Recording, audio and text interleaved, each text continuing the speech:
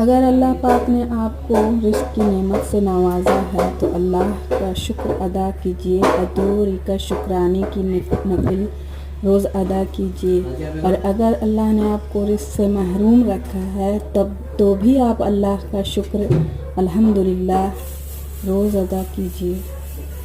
अल्लाह ताला आपकी और हमारी हम सब की परेशानियाँ और मुश्किलात को दूर फरमाए और हम सब को रिज़्क़ की दौलत से नवाजे। आमीन सुम्मा आमीन।